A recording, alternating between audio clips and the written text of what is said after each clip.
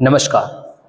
आज के इस वीडियो लेक्चर में हम समझेंगे भारत का भूवैज्ञानिक संरचना।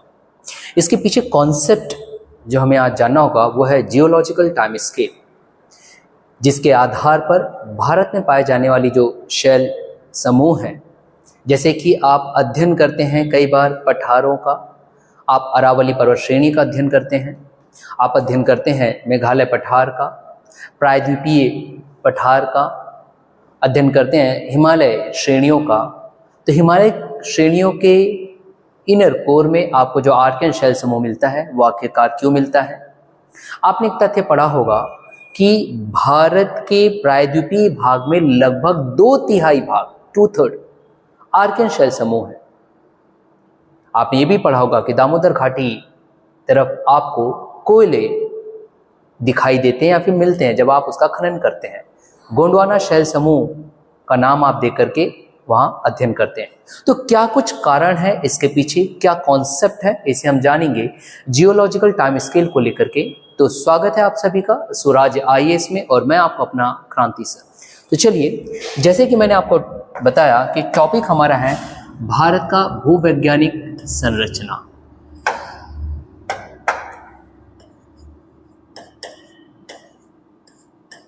भारत का भूवैज्ञानिक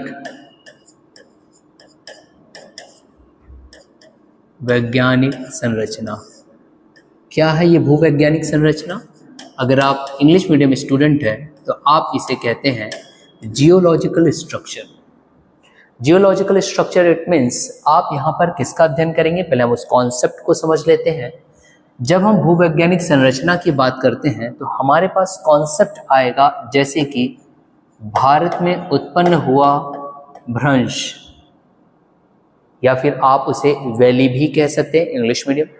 हम यहीं पर ही स्टडी करेंगे, कॉन्सेप्ट जानेंगे कि किस प्रकार से चट्टानों के प्रकार आपको दिखाई दे रहे हैं, चट्टानों के प्रकार, या फिर आप उसे इंग्लिश में कहेंगे that types of the rock or the rock system you can read here।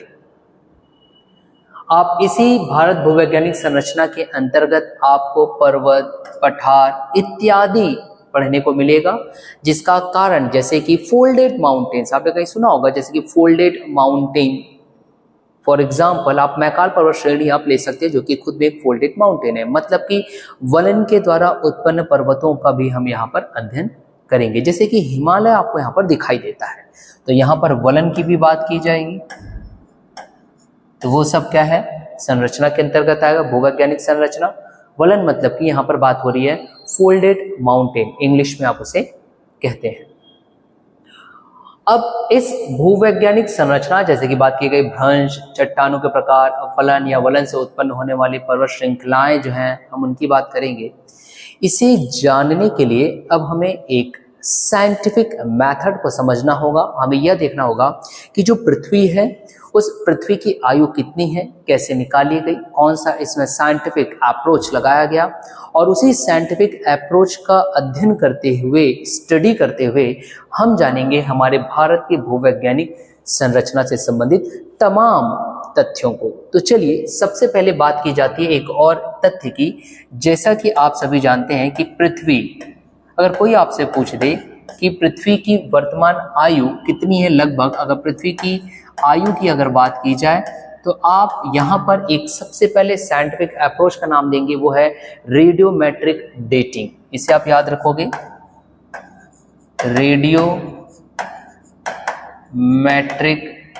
Dating.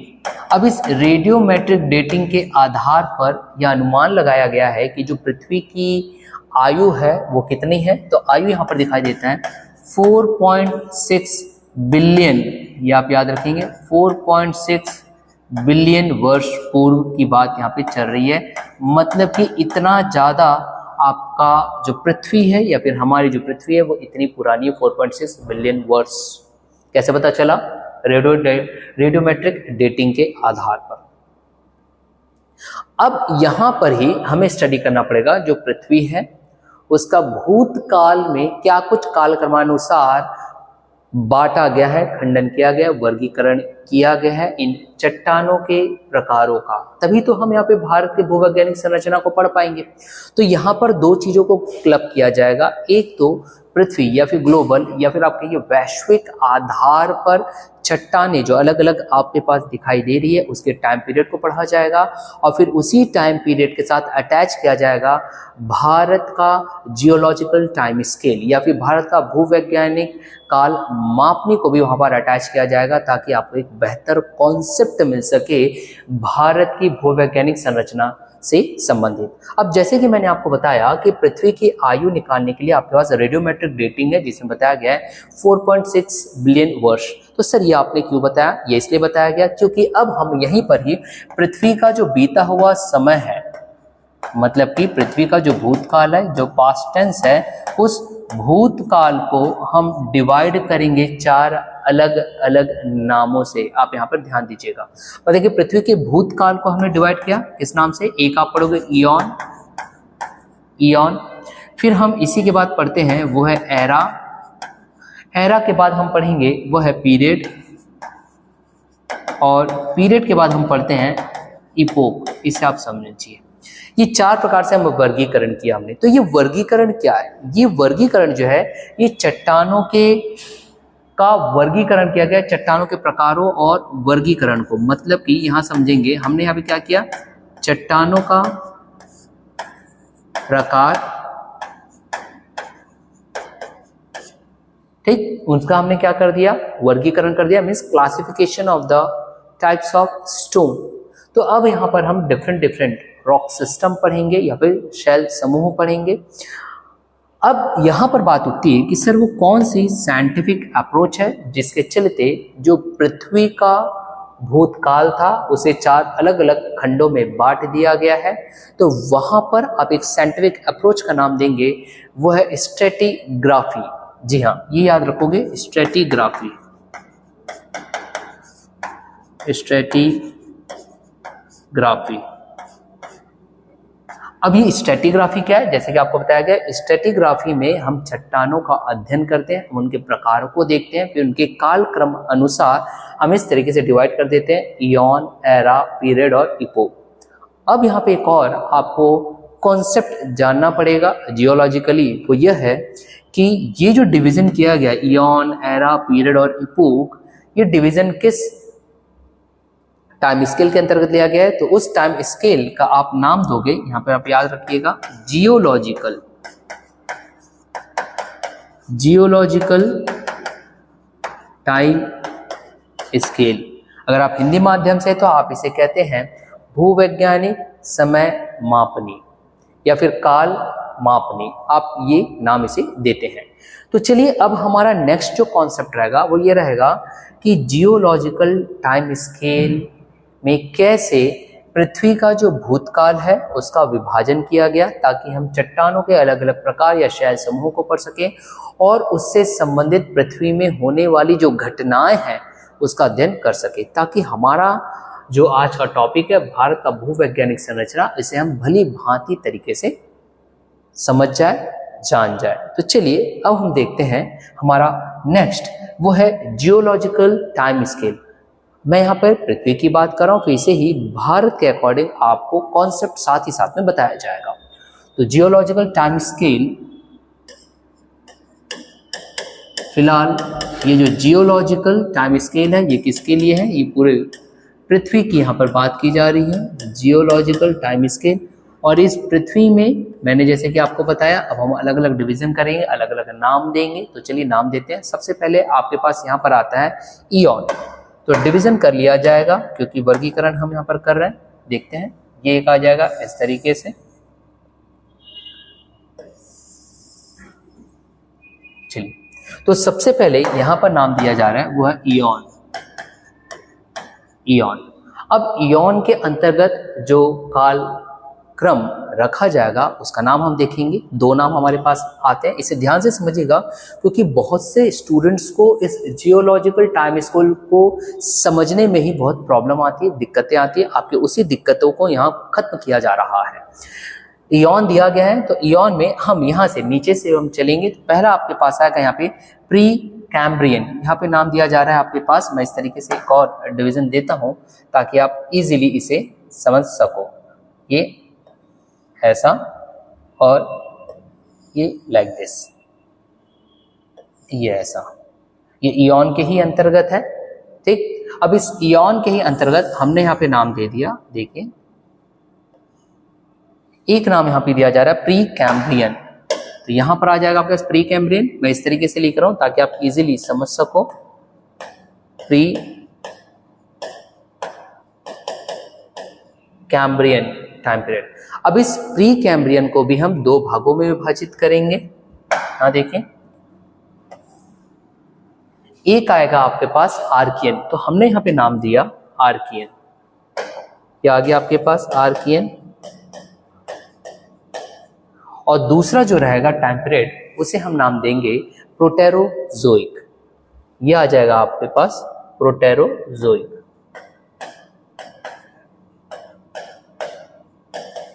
Proterozoic. तो प्री कैम्ब्रियन, प्री कैम्ब्रियन के अंतर्गत हमने दो भागों में विभाजित किया, आर्कियन और प्रोटेरोजोइक। इसके टाइम पीरियड को भी जानेंगे, पहले हम नाम को देख लेते हैं, क्योंकि स्टूडेंट्स के दिमाग में बस इसी चीज को लेकर के काफी कंफ्यूज रहते हैं वो कि सर ये नाम कैसे अजीब सा आ रहा है, समझ में नहीं आ रहा।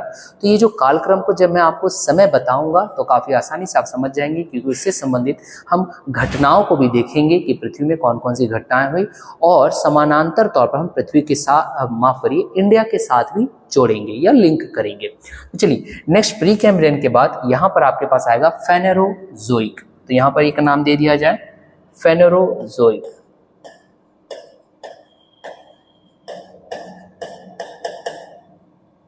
ये है फेनेरोजोइक। अब देखिए, अब हम इसको टाइम पीरियड में डिवाइड कर रहे हैं।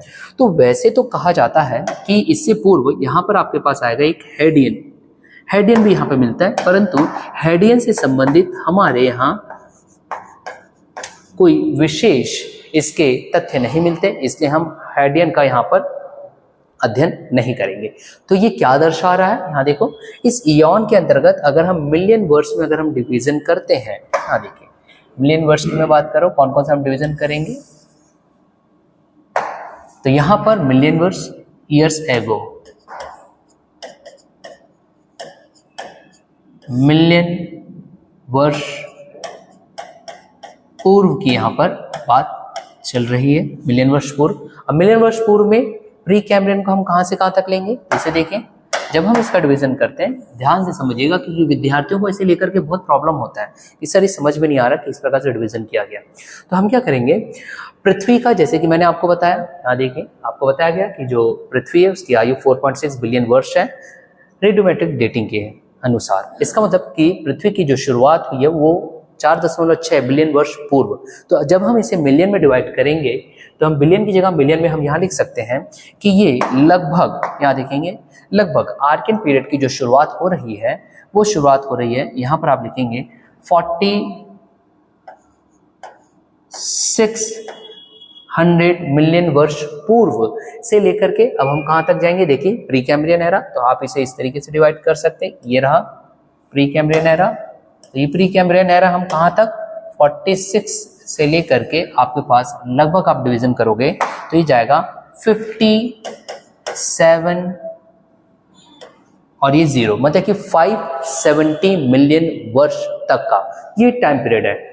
4600 मिलियन वर्ष से लेकर के 570 मिलियन वर्ष तक का, जिसे आप क्या कहते हैं, प्री कैम्ब्रियन। और इस प्री कैम्ब्रियन के अंतर्गत आपने आर्कियन देखा और प्रोटेरोजोइक देखा। तो ये जो प्री कैम्ब्रियन एरा है ये पृथ्वी का लगभग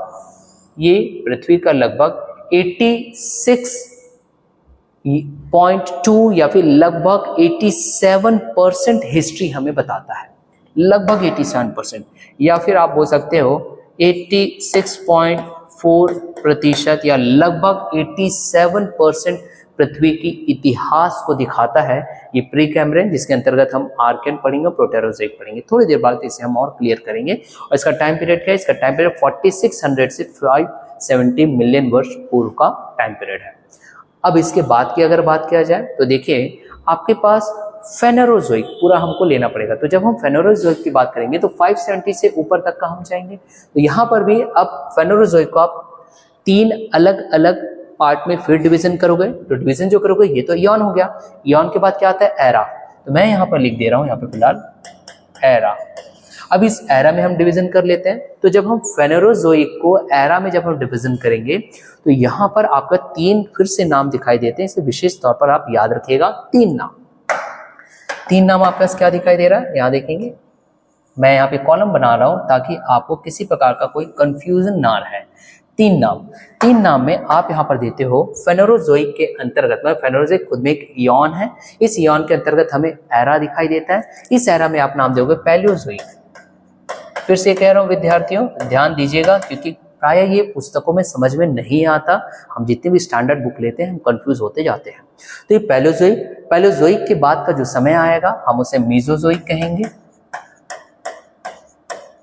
मीजोजोइक। और मीजोजोइक के बाद का जो समय है जिसे हम एरा के अंतर्गत लेंगे वो आएगा आपके पास सीनोजोइक। तो ये 3 एरा इसके अंतर्गत मिला आपको, फेनेरोजोइक के अंतर्गत। अब इसका टाइम पीरियड आपको जानना होगा। तो इसका टाइम पीरियड जब आप जानते हो तो 570 से लेकर के अगर मैं सीनोजोइक को डिवाइड करूं लगभग यहां तक, ये मुझे मिलता है 66 मिलियन वर्ष पूर्व।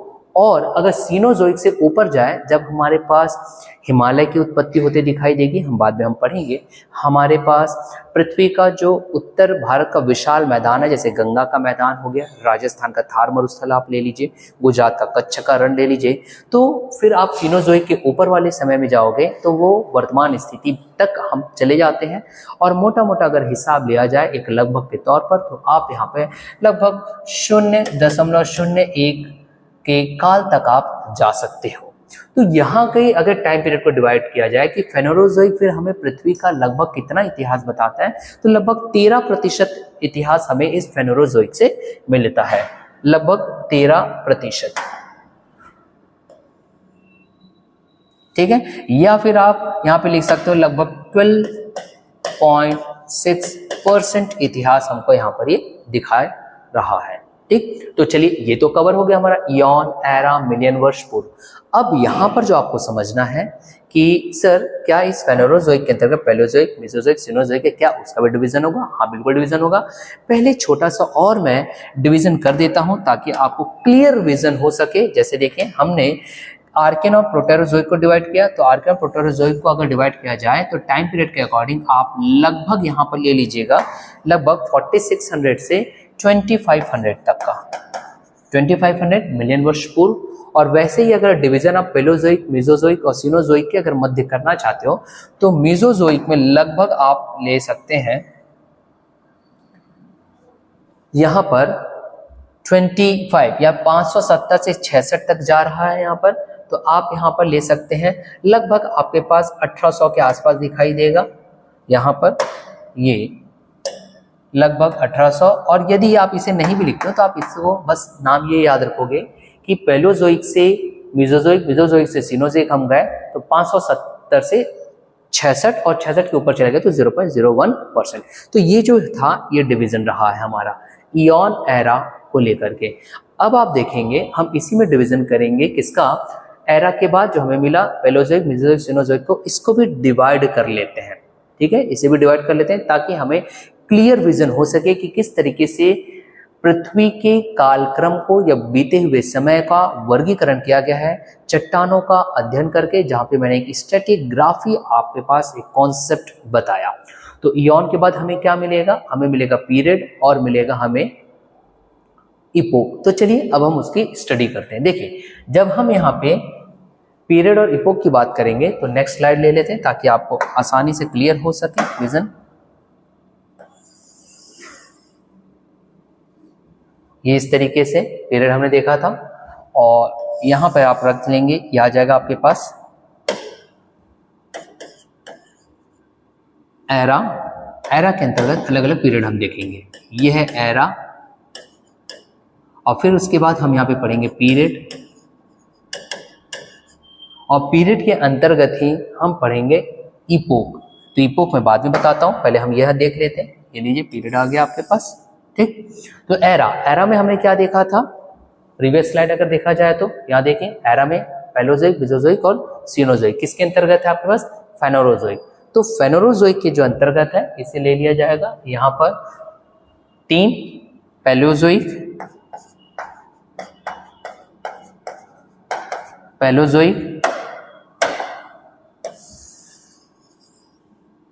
फिर यहां पर हम ले लेंगे मीजोजोइक और सीनोजोइक। चलो ये इस तरीके से हम डिवीजन कर लेते हैं। तो यहां पर आ जाएगा आपके पास मीजोजोइक और फिर यहां आएगा सीनोजोइक। अब यहां देखिए डिवीजन कर लेते हैं पीरियड को लेकर के, काफी कंफ्यूज रहते हैं विद्यार्थी इस चीज को लेकर। तो जब हम पैलियोजोइक की हम बात करते हैं तो पैलियोजोइक में आपके पास कैम्ब्रियन से लेकर के, इसे ध्यान दीजिएगा, कैम्ब्रियन, जबकि इससे पूर्व हमने क्या देखा था, इसे देखें, इससे पूर्व हमने क्या देखा था, यहाँ पर प्री कैम्ब्रियन था, मतलब कि यहाँ पर जीवन की उत्पत्ति आपको दिखाई नहीं दी थी। और जब हम कैम्ब्रियन की बात करेंगे तो जीवन की उत्पत्ति हमें दिखाई देगी। इस वजह से जब आप इस स्लाइड में आप जाओगे तो यहाँ पर आप लिखोगे कि कैम्ब्रियन से लेकर के आप कहाँ तक जाओगे, तो पैलियोजोइक में जब आप जाते हो तो फिर से आपके पास अलग अलग कालक्रम डिवाइड मिलेगा, डिवीजन मिलेगा। कहाँ से कहाँ तक का, लगभग अगर हम इसे देखेंगे तो 570 से लेकर के लगभग आप 250 तक जाओगे। मतलब कि यहाँ पर अगर मैं डिवीजन करूँ तो 570 मिलियन वर्ष से लेकर के आप जाओगे लगभग 250, या फिर आप इसे बोल सकते हो 245 मिलियन वर्ष पूर्व की यहाँ पर बात चल रही है। कैम्ब्रियन से कार्बोनिफेरस तक आप यहाँ पर चले जाइए तो आपके पास एक मोटा मोटा एक हिसाब, एक डेटा मिलेगा कि किस तरीके से स्ट्रेटिग्राफी यहाँ पे किया गया है। तो यहाँ तक मैं गया कार्बोनिफेरस,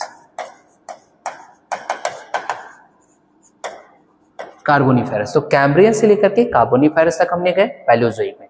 ठीक वैसे ही जब हम मीजोजोइक में जाएंगे तो मीजोजोइक में अब हमें क्या पढ़ना पड़ेगा, यहाँ पर चालू हो जाता है आपके पास, ध्यान दीजिएगा, ट्रायासिक, जुरासिक और क्रेटेशियस। क्यों यहाँ पे पढ़ रहे हैं, क्योंकि जब आप मीजोजोइक में जाते हैं तो यहाँ पर आपके पास मिला ट्रायासिक, दूसरा आपके पास इसी के ऊपर मिलेगा जुरासिक, और तीसरा आप पढ़ोगे यहाँ पे क्रेटेशियस।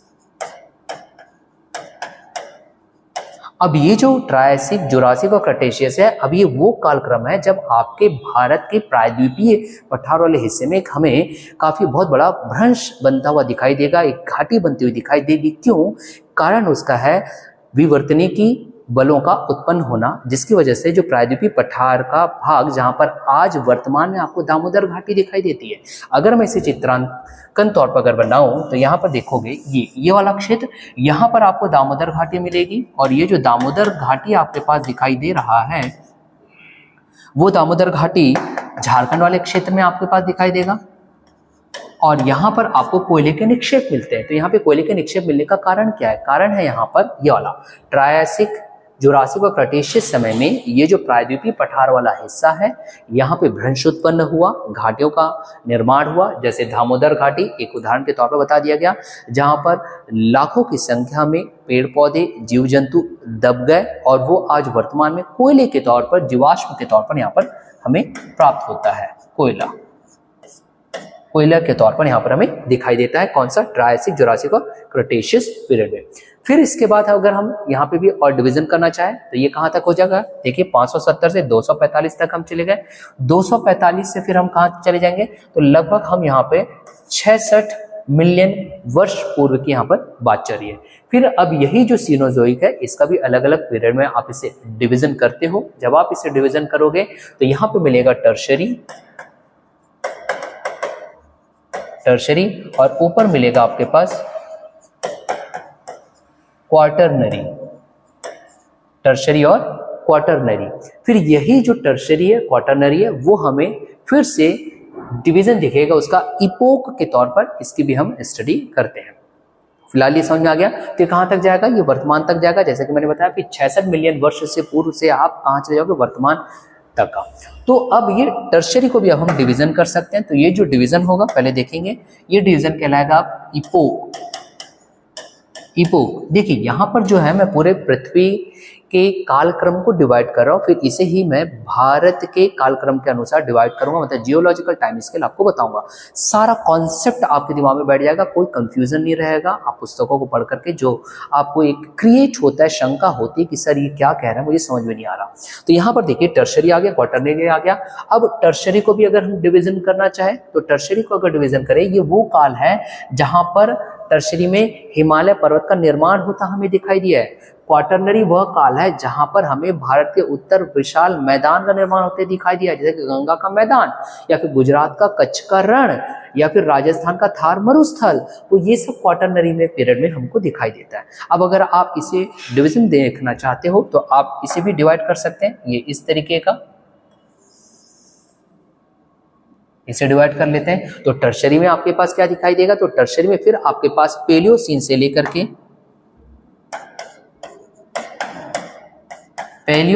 लेकर के ये दिखाई देगा आपके पास प्लियोसीन तक का समय। और जब आप क्वाटरनरी में जाते हो तो यहां पर आपके पास प्लिस्टोसीन से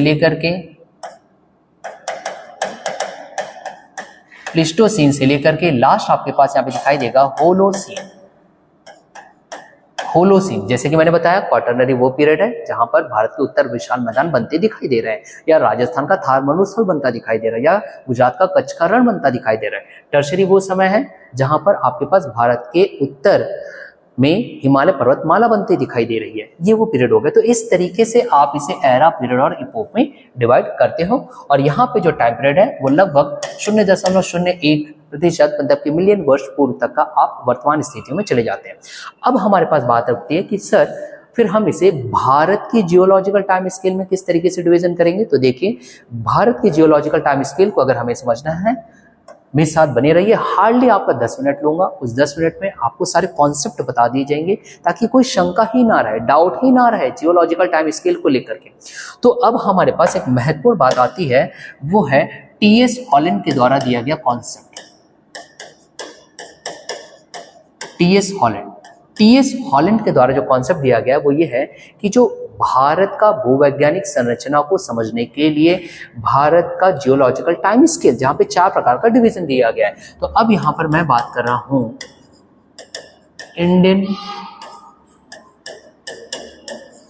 जियोलॉजिकल टाइम स्केल की।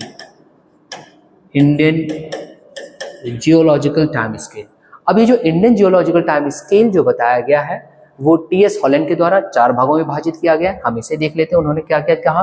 उन्होंने कहा कि एक आएगा आर्कियन की उन्होंने बात किया। दूसरा, या फिर अगर आप हिंदी माध्यम से तो आप उसे इस तरीके से लिख सकते हैं, आर्कियन, या फिर इसे ही कह देता है आद्य महाकल्प। इसे ही आर्कियन को ही कहेगा आद्य महाकल्प, ये भी आप याद रखेंगे। दूसरा जो हमारे पास आता है इसके पश्चात वो है पुराण महाकल्प। तृतीय तौर पर हमें दिखाई देता है वो है द्रविड़ियन। आप इसे बिल्कुल याद रखिएगा। और ये किस तरीके से जो वैश्विक तौर पर जो जियोलॉजिकल टाइम स्केल दिया गया है, या पृथ्वी के जो टाइम स्केल अभी मैंने थोड़ा देर पहले आपको बताया था उसके साथ अटैच करके बताऊंगा तो काफी आसानी से आपको समझ में आएगा। द्रविड़ियन। और चौथा जो है आपको वो है आर्यन या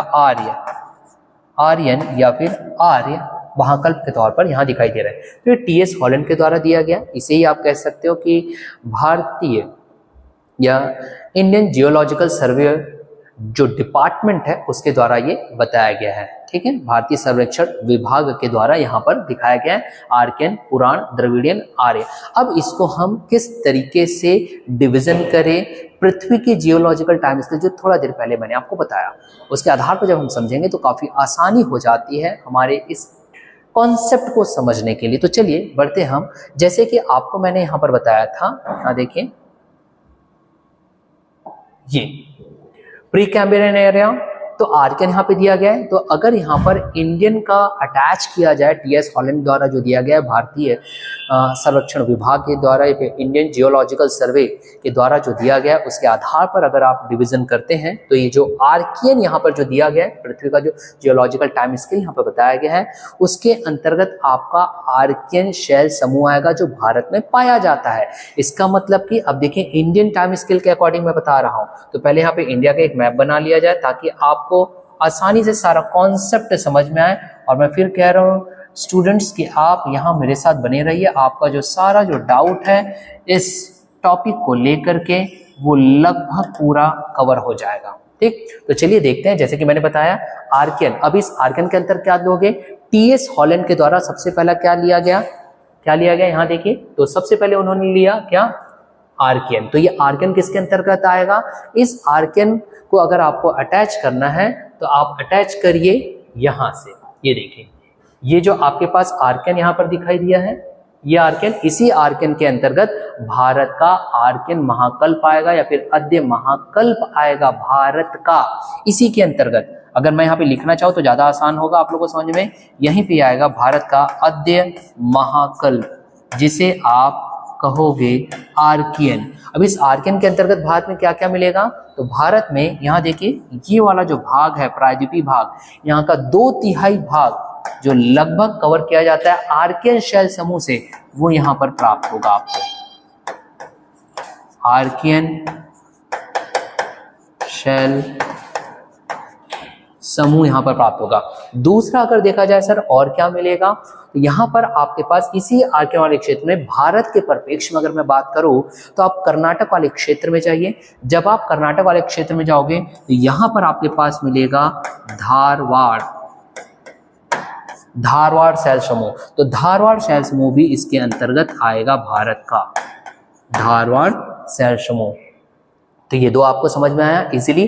अब हम देखते हैं कि सर इस आर्कियन के बाद प्रोटेरोजोइक वाली जो आपने बात किया था, जो प्री कैम्ब्रियन के अंतर्गत है, उसमें भारत के टीएस हॉलैंड के द्वारा जो दिया गया या फिर इंडियन जियोलॉजिकल डिपार्टमेंट के अनुसार दिया गया है, वहां पर वो कौन सा पार्ट आएगा, तो याद करिए आपको यहाँ पर बताया गया है कि भारत का सेकंड वाला पुराण, जी हाँ, अब जो पुराण महाकल्प है हम उसको वहां पर अटैच कर सकते हैं। और इसे अगर अटैच करना है तो देखिए यहाँ पर आप कौन सा पार्ट लोगे, जैसे कि मैंने बताया प्रोटेरोजोइक ले लीजिए। अब इस प्रोटेरोजोइक में आप क्या लोगे, तो कडप्पा और विंध्य, ये याद रखिएगा, ये आपके छत्तीसगढ़ वाले में भी काफी काम आएगा। तो यहाँ पर प्रोटेरोजोइक के अंतर्गत आपके पास आ गया कडप्पा वाला क्षेत्र,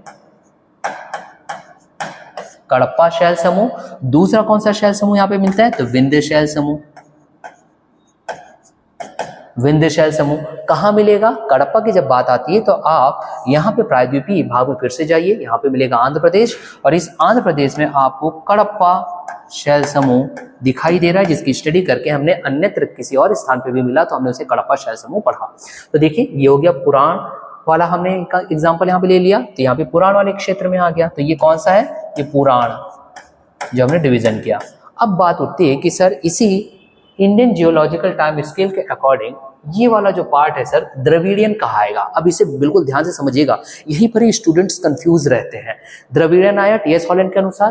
अब देखिए हमारी पहली बात तो हमारे भारत में ना द्रविडियन हमें यहाँ पर दिखाई नहीं दे रहा है, द्रविडियन शैल समूह से संबंधित कोई भी शैल समूह यहाँ पे दिखाई नहीं दे रहा है। अब बात उठती है कि सर ऐसा क्यों है, ये विशेष तौर पर मैं बात कर रहा हूँ जो भारत का प्रायद्वीपीय पठार है। यहाँ देखिए प्रायद्वीपीय पठार, द्रविडियन क्यों नहीं पाया जा रहा है, तो द्रविडियन इसलिए नहीं पाया जा रहा है क्योंकि उस समय जब ये पृथ्वी, माफ करिए, जो इंडियन प्लेट है जब ये गोंडवाना लैंड से अलग हुआ था, उस समय ये काफी समय तक समुद्र तल से ऊपर रहा। जब ये समुद्र तल से ऊपर रहा ये वाला प्रायद्वीपीय भाग, तो यहाँ पर हमें द्रविडियन काल से संबंधित कोई भी शैल समूह नहीं दिखाई देता। हाँ, इसके पश्चात जब हम और आगे जाएंगे, जब यहाँ पर हमें हिमालय पर्वतमाला ऐसी दिखाई देगी, कौन से काल में, तो वो दिखाई देगी हमें इस सीनोजोइक काल में। तो वहां पे हिमालय में कहीं ना कहीं हमें द्रविडियन से संबंधित हमारे पास साक्ष्य दिखाई देंगे। मगर फिलहाल मैं क्योंकि द्रविडियन एरा की बात कर रहा हूं, तो वो आपको इस प्रायद्वीपीय पठार में दिखाई नहीं देगा। क्यों नहीं दिखाई देगा, क्योंकि उस समय जो प्रायद्वीपीय पठार वाला हिस्सा था भारत का,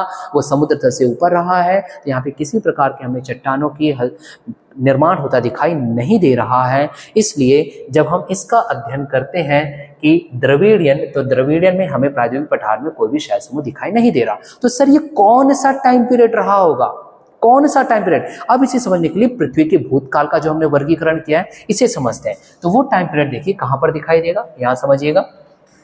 हमने क्या देखिए प्री कैम्ब्रियन से फिर हम फेनोरोजोइक में गए थे, फेनोरोजोइक में एरा हमको मिला, पैलोजोइक, मेसोजोइक, सिनोजोइक। अब ये जो पैलोजोइक है ना, यहीं पर ही आपको द्रविडियन एरा मिलता है। इसका मतलब कि ये जो पैलोजोइक है, इस पैलोजोइक में जो आपका कैम्ब्रियन से लेकर कार्बोनिफेरस तक आप जो गए हैं, ये काल आपको द्रविडियन का मिलता है। यह याद रखिएगा, यहां पे आपको क्या मिलेगा, द्रविडियन का समय, ये वाला समय कैम्ब्रियन से लेकर के मिड कार्बोनिफेरस तक का या फिर मध्य कार्बोनिफेरस तक का। अब तृतीय देखिए, तृतीय या फिर माफ करें इसके चतुर्थ में अगर हम जाते हैं तो चतुर्थ में आपके पास क्या दिखाई दिया, द्रविड़न के अर्थ आर्य महाकल्प। अब ये जो आर्य महाकल्प है ना, ये बहुत बड़ा समय है, बहुत बड़ा समय है। तो इसको हम कहां से कहां तक डिवाइड करेंगे, चलिए देखते हैं। इसको अब हम डिवाइड करेंगे यहां से, देखिए इसी कार्बोनिफेरस, मिड कार्बोनिफेरस से लेकर के ये वर्तमान की स्थिति तक का जितना भी समय है, ये सब का सब आर्य महाकल्प के अंतर्गत आएगा, आर्य महाकल्प के अंतर्गत आएगा। अगर आप इंडियन जियोलॉजिकल टाइम पीरियड पढ़ रहे हैं, ध्यान से समझिएगा विद्यार्थियों, बहुत सारे कंफ्यूज क्रिएट करता है आप लोगों के माइंड में। तो आर्य महाकल्प कहाँ, मिड कार्बोनिफेरस से लेकर के आप क्वाटरनरी तक चले गए, मतलब कि अब यहाँ पे अलग अलग शैल समूह आपको दिखाई देगा। जैसे कि मैंने आपको बताया था, दामोदर नदी घाटी में आपको कोयले का निर्माण होता दिखाई दे रहा है, कोयला प्राप्त हो रहा है, तो आप उसे बोलते हो गोंडवाना शैल समूह भारत में पाया जाना, गोंडवाना शैल समूह। जैसे कि उदाहरण के तौर पर मैं बात करूं तो मध्य प्रदेश वाला ये जो क्षेत्र है, मध्य प्रदेश वाला क्षेत्र, इस मध्य प्रदेश में अगर आप जाओगे तो पठारी क्षेत्र आप पढ़ोगे जो छत्तीसगढ़ के पूर्वी भाग कहलाएगा, वह बघेलखंड का पठार। तो इस बघेलखंड के पठार में आपके पास दिखाई देगा गोंडवाना शैल समूह। अब ये जो गोंडवाना शैल समूह का आपको यहाँ दिखाई दे रहा है, यहाँ पे क्या दिखाई देगा, तो यहाँ पर मिलेगा आपको कोयला। तो ये जो कोयला मिल रहा है उदाहरण के तौर पर कहाँ का है, गोंडवाना शैल समूह। तो गोंडवाना शैल समूह के लिए अब आप टाइम पीरियड कौन सा लोगे, तो याद रखिएगा, यहाँ देखिएगा इस मिड कार्बोनिफेरस से लेकर के, मिड कार्बोनिफेरस से लेकर के जो स्टार्ट हो जाएगा ट्रायसिक और जुरासिक, तो यहां तक का आपके पास पूरा का पूरा गोंडवाना शैल समूह दिखाई देगा। ये गोंडवाना शैल समूह, जिसका कॉन्सेप्ट मैंने पहले ही बता दिया था। यहाँ पे असंख्य जो है पेड़ पौधे, जंगली जानवर जो है वो दब गए थे, किसमें, भ्रंश में, घाटियों में, यहाँ वाले क्षेत्र में। तो गोंडवाना शैल समूह आ गया। अब आप गोंडवाना शैल समूह के बाद भारतीय जियोलॉजिकल टाइम स्केल में एक और आप पढ़ते हो, याद करिए, डेक्कन ट्रैप, ये भी कॉन्सेप्ट उठता है। तो डेक्कन ट्रैप कौन सा वाला क्षेत्र रहेगा, ये मिड जुरासिक से ये जो क्रिटेशियस वाला है, यहां पर आपके पास मिलता है दक्कन ट्रैप। अब बात उठती है सर दक्कन ट्रैप क्या है, इसे भी हम थोड़ा समझ लेते हैं। दक्कन ट्रैप, जब दक्कन ट्रैप की बात चल रही है तो इस काल के वक्त जो हमारा भारतीय प्रायद्वीपीय हिस्सा है, यहाँ पर बहुत तय तौर पर ज्वालामुखी उद्भेदन हो रहा था, और उस ज्वालामुखी उद्भेदन की वजह से निकलने वाला जो मैग्मा था, बाहर आकर के लावा हुआ, वो परत दर परत इस दक्कन के क्षेत्र में जमता चला गया। उदाहरण के तौर पर आप यहाँ पे ले सकते हो महाराष्ट्र वाला स्टेट, जहां पर परत दर परत लावा जमने लगा, जिसकी वजह से यहाँ पे बसाल्टिक लावा, मतलब कि रेगुर मिट्टी, या फिर उसे रेगुर मृदा भी आप कहते हो, आप उसे काली मृदा भी कहते हो, वो यहाँ पे पाई जाने लगी। और ये किससे रिलेटेड है, दैट दक्कन ट्रैप से। अब जब आप दक्कन ट्रैप के ऊपर चले जाते हो तो टर्शरी, जैसे कि मैंने बताया, पैलियोसीन से आप पैलियोसीन से प्लियोसीन तक जाते हो, तो पैलियोसीन से प्लियोसीन जाते हो, तो अब यहाँ पर क्या दिखाई दे रहा है, इसे समझेंगे। तो पैलियोसीन से प्लियोसीन तक जब हम जाते हैं तो यहाँ पर हमें भारत का हिमालय पर्वतमाला बनती हुई दिखाई देती है। वैसे जब हम टाइम पीरियड में गए क्वाटरनरी में, तो भारत का, उत्तर भारत का विशाल मैदान, चाहे आप उसे गंगा का मैदान कह लीजिए, तो ये हमें दिखाई देता है। और अगर बात किया जाए तो राजस्थान का थार मरुस्थल हमें यहाँ पर दिखाई दे रहा है बनते हुए। और अगर बात किया जाए तो कच्छ का रण हमें यहाँ पर दिखाई देता है, जो गुजरात की तरफ है। तो ये सब उदाहरण है जिससे आप इजीली समझ सकते हो इस जियोलॉजिकल टाइम पीरियड में। अगर इससे भी संबंधित और भी अगर कोई आपका शंका रहे तो आप कमेंट करके आप उसे पूछ सकते हैं। तब तक के लिए हैव अ नाइस डे।